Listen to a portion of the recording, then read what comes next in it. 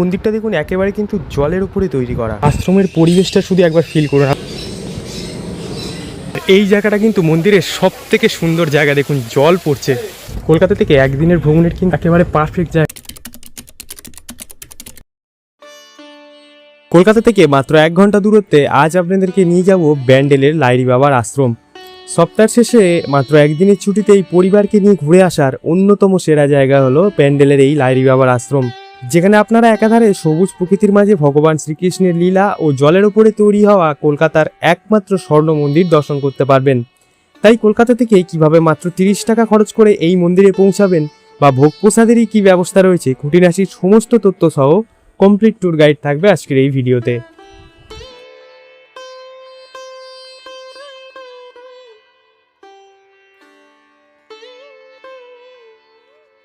বন্ধুরা, আমরা পৌঁছে গেছি আমাদের আজকের গন্তব্য ব্যান্ডেলের অপূর্ব লাহিড়ী বাবার আশ্রম।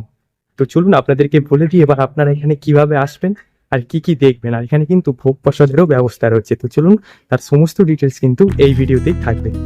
প্রথমে আপনাদেরকে বলে দিই কিভাবে আপনারা এই আশ্রমে পৌঁছাবেন। এই আশ্রমটি অবস্থিত হুগলি জেলার ব্যান্ডেলে। এই ব্যান্ডেল পৌঁছানোর জন্য হাওড়া থেকে ব্যান্ডেল, কাটোয়া, বর্ধমান মেল লাইনের যে কোনো লোকাল ট্রেন ধরে 1 ঘন্টার মধ্যে পৌঁছে যেতে পারেন ব্যান্ডেল রেলওয়ে স্টেশন। ভাড়া লাগবে 10 টাকা জন প্রতি। এছাড়াও শিয়ালদাহ থেকে সকাল 8:05 কাটোয়া গ্যালোপিন লোকাল ধরেও পৌঁছাতে পারেন ব্যান্ডেল। এরপর ব্যান্ডেল স্টেশন নেমে শেয়ারিং কিংবা রিজার্ভ অটো ধরে সরাসরি পৌঁছে যেতে পারেন এই আশ্রমে।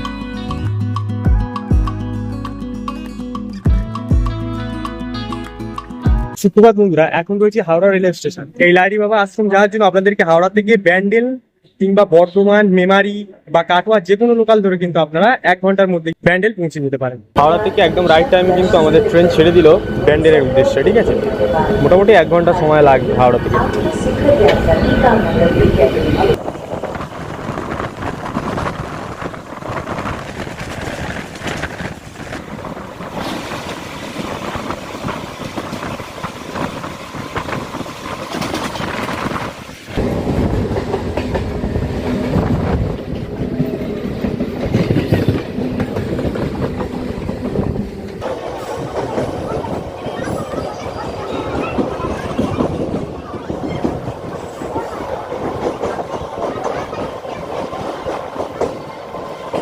বন্ধুরা, নির্দিষ্ট সময় থেকে 2 মিনিট লেটে আমাদের ট্রেন আমাদেরকে পৌঁছে দিয়েছে ব্যান্ডেল জংশন। এরপর কিন্তু স্টেশনের বাইরে অর্থাৎ 1 নম্বর প্ল্যাটফর্ম থেকে বাইরে গিয়ে কিন্তু অটো ধরে যেতে হবে লাহিড়ী বাবার আশ্রম। তো চলুন আগে বেরোই এখান থেকে, দেন বাকি ডিটেলসটা দেখে নিই। এই হচ্ছে ব্যান্ডেল স্টেশনের 5 নম্বর প্ল্যাটফর্ম। ঠিক আছে, এখান থেকে ওভারব্রিজ দিয়ে আপনারা বাইরে বেরিয়ে 1 নম্বর প্ল্যাটফর্ম, ওই যে বাইরেটার দিকে যাবেন, গিয়ে ওখান থেকে অটো পেয়ে যাবেন।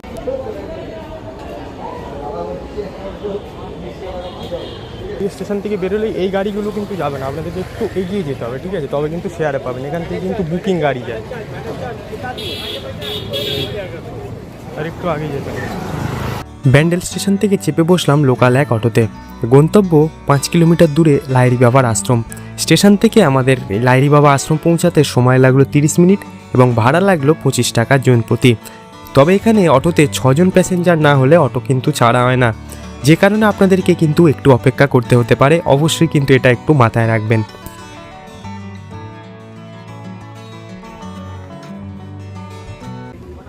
এটা হচ্ছে বন্ধুরা একেবারে আশ্রমে প্রবেশের উল্টো দিকে বিশাল বড় পার্কিং লট রয়েছে, যেখানে কিন্তু আপনারা নির্দিষ্ট চার্জের বিনিময়ে যারা গাড়ি নিয়ে যাবেন তারা কিন্তু এখানে পার্ক করে রাখতে পারেন। বিশাল বড় কিন্তু পার্কিং লট রয়েছে এখানে। ঠিক এই পার্কিং এরিয়ার উল্টো দিকে রয়েছে আশ্রমে প্রবেশের মূল প্রবেশদ্বার। এই প্রবেশদ্বারের ওপরেই লেখা রয়েছে এই আশ্রমের অপর একটি নাম আধারালয় লাহিড়ী বাবার আশ্রম, এবং ঠিক এর পাশেই রয়েছে মন্দিরের ওপেনিং টাইম ও মন্দিরের বেশ কিছু নিয়মাবলী।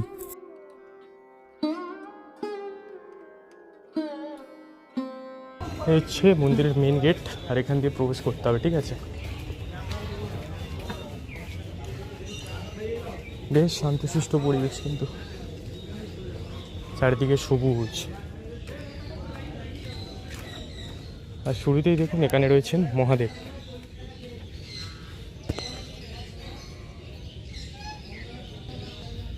আর মহাদেবের সামনে দেখুন একটা ছোট্ট ফোয়ারা টাইপের রয়েছে, যেটা কিন্তু এই মুহূর্তে চলছে না। ঠিক আছে, আর এখানে শুধু মূর্তি নেই, কিন্তু এখানে একটা শিবলিঙ্গও রয়েছে, দেখুন ওনার সামনেই।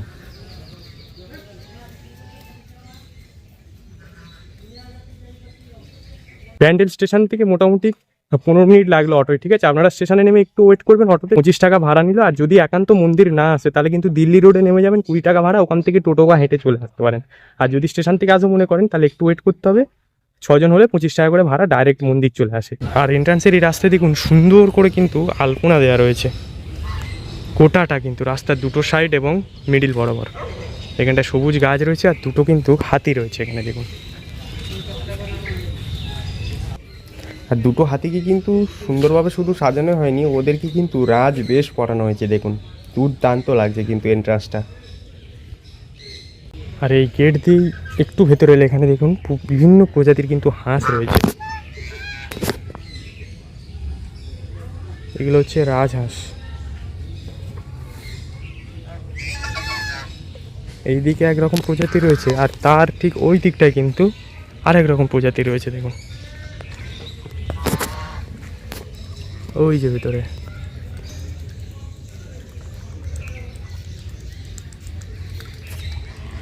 স্নান করছে দেখুন। মেন গেট থেকে আরও কিছুটা এগিয়ে আসলে দেখুন এখানে মা দুর্গাকে আনা হচ্ছে দেখুন, সেই একটা কিন্তু মডেল এখানে বানানো রয়েছে। আর কিছুদিন পরে দেবী দুর্গার আগমন হবে, তো এখানে কিন্তু সেরকম একটা মডেল বানানো রয়েছে।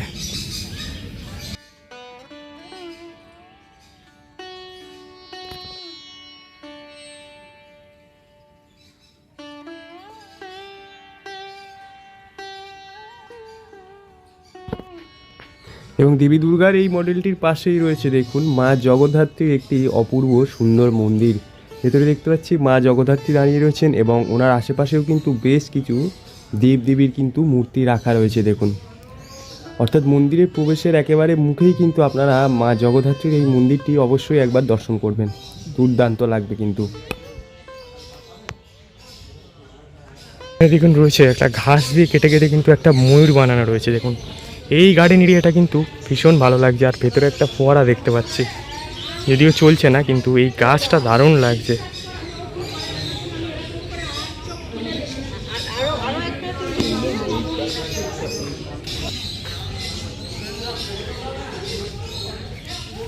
মন্দিরের এই পরিবেশ এত অপূর্ব না, মানে ভাষায় প্রকাশ করা যাবে না। চারিদিকে পাখি ডাকছে আর বৃষ্টি ভেজা না, যেহেতু বৃষ্টি হচ্ছে এই টাইমটা, দুর্দান্ত লাগছে, ঠিক আছে।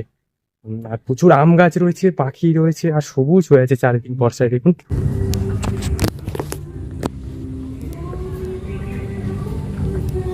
দারুণ লাগছে। আর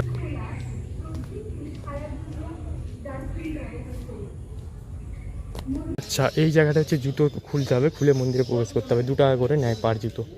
এই জায়গা থেকে একটা রেলগাড়ি রয়েছে বাচ্চাদের। আর এই রেলগাড়ির পাশেই দেখুন গাছ দিয়ে কিন্তু একটা সুন্দর করে একটা মা আর বাচ্চা তার কোলে রয়েছে, ঠিক আছে, সেই মডেলটা বানানো রয়েছে। এবং তার পাশেই রয়েছে দেখুন বাচ্চাদের চড়ার জন্য কিন্তু দোলনা রয়েছে। তো এখানে বাচ্চাদের বড়দের জন্য সমস্ত রকম কিন্তু ব্যবস্থা এখানে রয়েছে। এই মন্দিরে যে এসে যারা ভোগ প্রসাদ খেতে চাইছেন তাদের বলে দিই, সকাল 10টা থেকে দুপুর 12টা পর্যন্ত কিন্তু এখানে কুপন দেওয়া হয়। আর 80 টাকা কুপন হয়, ঠিক আছে, 12টা পর্যন্তই দেওয়া হয়, ঠিক আছে। আমি 12টার পরে এলাম বলে কুপন আজকে পেলাম না। তো আপনারা 10টা থেকে 12টার মধ্যে কুপন কেটে নেবেন মন্দিরের অফিস থেকে। 80 টাকা পার হেড পড়ে এই কুপন। আর দুপুর 1টা থেকে কিন্তু এখানে ভোগ প্রসাদ দেওয়া শুরু হয়। যারা ভোগ প্রসাদ খেতে চাইছেন তাদের কুপন কিন্তু এই অফিস ঘর থেকেই আর কি পাওয়া যায়, ঠিক আছে। এখানে ভিডিও করা বাড়ানো ওই জন্য আর দেখালাম না, এখান থেকেই বলে দিলাম। একেবারে মেন গেট দিয়ে ঢুকেই বাঁ দিকে সাদা ঘরটা, এটাই হচ্ছে ভোগের ঘর কুপনে। হ্যাঁ বন্ধুরা, এই মুহূর্তে আমি পৌঁছে গেছি এই মন্দিরে একেবারে মূল গর্ভগৃহের সামনে। তো চলুন বাইরে থেকে আমি দর্শন করছি, কারণ ভেতরে কিন্তু কোনো রকম ক্যামেরা অ্যালাউ নেই। যেহেতু এটি মন্দিরের সিংহদুয়ার, যে কারণে মন্দিরে প্রবেশের সম্মুখেই দুটি সিংহ মূর্তি আমাদেরকে অভ্যর্থনা জানালো মন্দিরে প্রবেশের জন্য। ঠিক এই সিংহদুয়ারকে ফেলে কিছুটা এগোলে সামনেই দেখতে পাবেন কুরুক্ষেত্রের যুদ্ধে অর্জুনের সারথি হয়েছিলেন ভগবান শ্রীকৃষ্ণ, তার একটি দৃশ্য ফুটিয়ে তোলা হয়েছে।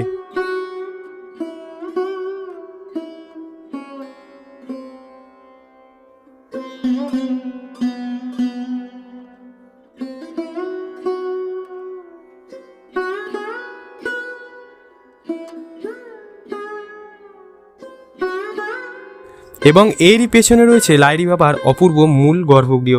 দূর থেকে যা একেবারে সোনার মতন চকচক করছিল। মন্দিরের সামনেই রয়েছে বিশাল বড় পাথরে বাঁধানো উঠোন, যেখানে বেশ ভক্ত সমাগম হয়েছে।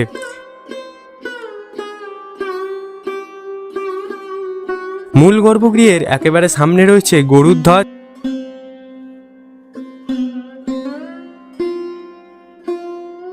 এবং তারই পেছনে রয়েছেন তুলসী দেবী এবং অখণ্ড একটি জ্যোতি যা চিরকাল জ্বলে থাকবে।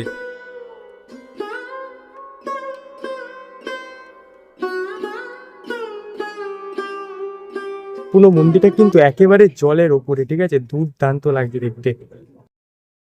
দেখুন মন্দিরটা কিন্তু পুরোটাই কিন্তু জলের ওপরে তৈরি হওয়া, যে কারণে কিন্তু আরোই সুন্দর দেখতে লাগছে। আর কালারটা পুরো সাদা আর গোল্ডেনে মিশে গিয়ে না পুরো একদম মানে স্বর্ণ মন্দিরের মতন লাগছে। আর জলের যে এই যে রিফ্লেকশনটা পড়েছে, দুর্দান্ত লাগছে কিন্তু মন্দিরের কারুকার্য।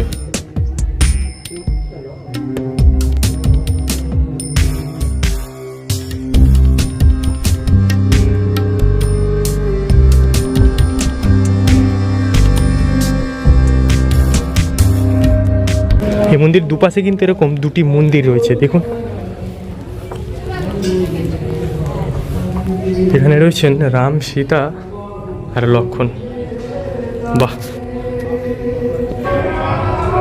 রাম সীতা থাকবেন মানে তো হনুমানজি থাকবেনই, নিচে রয়েছেন হনুমানজি।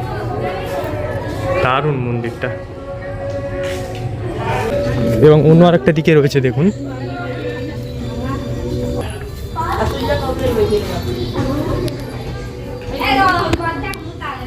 মা কালী, মা দুর্গা এবং শ্রীকৃষ্ণের মন্দির।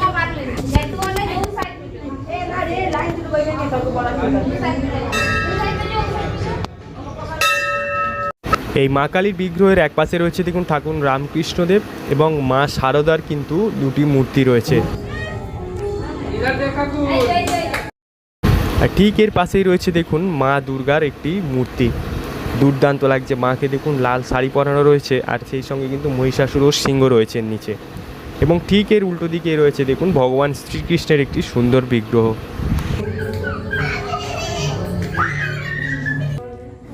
আর মূল গর্ভগৃহে প্রবেশের আগে দেখুন এরকম জল দেওয়া রয়েছে একটা জায়গায়, যেখানে কিন্তু পা ডুবি অর্থাৎ পা ধুয়ে কিন্তু আপনারা তবেই মূল মন্দিরে প্রবেশ করতে পারেন। চলুন আগে দর্শন করে আসি, এসে বাকিটা আপনাদেরকে বলছি। মন্দির দর্শন করে বেরোলাম, এবার বলি মন্দিরের ভেতরে কি কি রয়েছে। আচ্ছা, ওখানে প্রথমত এই আরাধ্য উনি হলেন শ্যামাচরণ লাহিড়ী, ওনার একটি মূর্তি রয়েছে। এছাড়াও আরও বেশ কিছু যোগী মহারাজের মূর্তি রয়েছে। এরই সঙ্গে কিন্তু জগন্নাথ দেব, ভগবান শিব, রাধাকৃষ্ণ, মা লক্ষ্মী সহ প্রচুর কিন্তু দেবদেবী মূর্তি রয়েছে ভেতরে। আপনারা আসুন ভেতরে দেখুন, দুর্দান্ত লাগবে মন্দিরটা ঘুরে দেখুন, মন একেবারে শান্তি হয়ে যায়। চলুন বাকি জিনিসগুলো ঘুরে দেখ। আচ্ছা, এই মন্দির থেকে বেরিয়ে ডান দিকে রাস্তা ধরে গেলে কিন্তু আরও অনেক কিছু জিনিস কিন্তু দেখার রয়েছে দেখুন। আর পুরোটা বাগান বাগান, খুবই সুন্দর লাগছে। আর এখানে একটা ফুড কোর্টও রয়েছে, ঠিক আছে, খাওয়া দাওয়া করতে পারেন।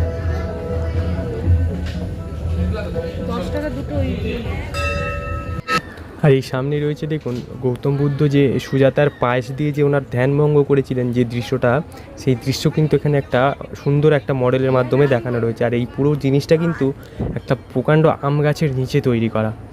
আর বিভিন্ন রকমের ফুল কিন্তু এখানে রয়েছে, ফুল পাতা গাছ রয়েছে, চারিদিকটা শুধু সবুজে সবুজ দেখুন, দারুণ লাগছে। আর এর ঠিক পেছনে রয়েছে দেখুন একটা সুন্দর একটা সিংহাসনের উপরে দেখুন ওং প্রতিকৃতি রয়েছে, ওং একটা চিহ্ন রয়েছে, বেশ ভালো লাগছে। আর ওপরে দেখুন বিভিন্ন দেবতা রয়েছে, গণেশ রয়েছেন, লক্ষ্মী রয়েছেন, সুন্দর লাগছে কিন্তু।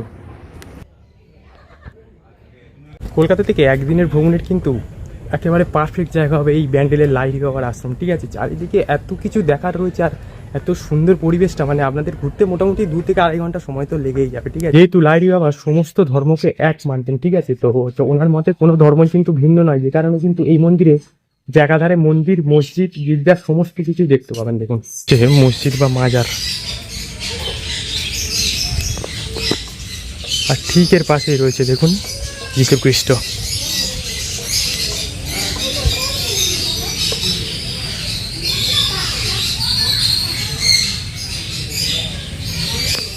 অর্থাৎ আমাদের মধ্যে যে কোনো রকম ধর্মভেদাভেদ থাকা উচিত না, সমস্ত ধর্মই এক, এই বার্তায় কিন্তু এই লাহিড়ী বাবা দিয়েছিলেন। আশ্রমের পরিবেশটা শুধু একবার ফিল করুন, আমি চুপ থাকতেই জাস্ট একবার নেচারের সাউন্ডটা শুনুন।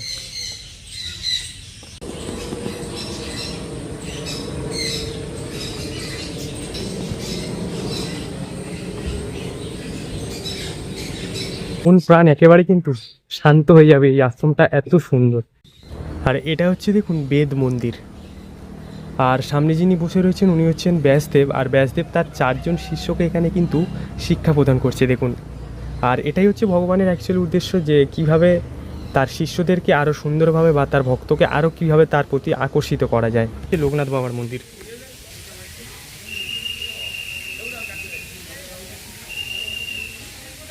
আর এই জায়গাটা কিন্তু মন্দিরের সব থেকে সুন্দর জায়গা, দেখুন জল রয়েছে বেশ এখানে, আর হচ্ছে রাধাকৃষ্ণ বসে রয়েছেন ভেতরে।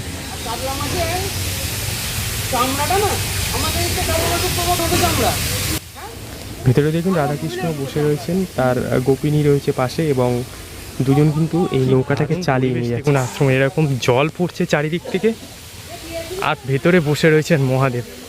উফ, এই পাটটা মন্দিরের সব থেকে সুন্দর জায়গা, দেখুন জল পড়ছে কি সুন্দর।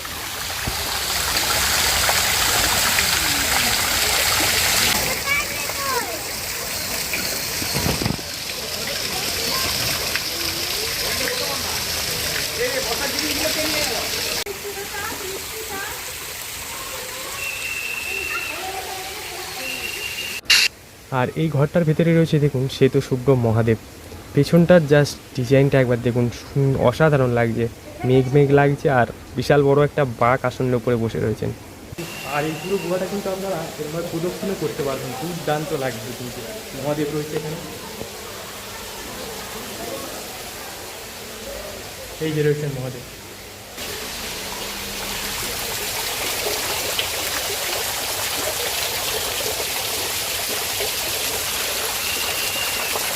বন্ধুরা, আশা করছি সমস্ত আশ্রমটা আপনাদেরকে ঘুরে দেখালাম। কেমন লাগলো আজকের এই ভিডিও অবশ্যই কিন্তু কমেন্টে জানাবেন। আর আমার তো আজকে প্রসাদ খাওয়া হলো না, কারণ আমি ঠিক টাইমে আসতে পারিনি, আর হচ্ছে কুপন পাইনি, ঠিক আছে। তো আপনারা ঠিক টাইমে এসে কিন্তু কুপনটা নিয়ে নেবেন, তাহলে কিন্তু প্রসাদ পেয়ে যাবেন, ঠিক আছে। কেমন লাগলো আজকের ভিডিও অবশ্যই কমেন্টে জানাবেন। আবারও দেখাবে খুব তাড়াতাড়ি নতুন কোনো গল্পে। Till then, tata.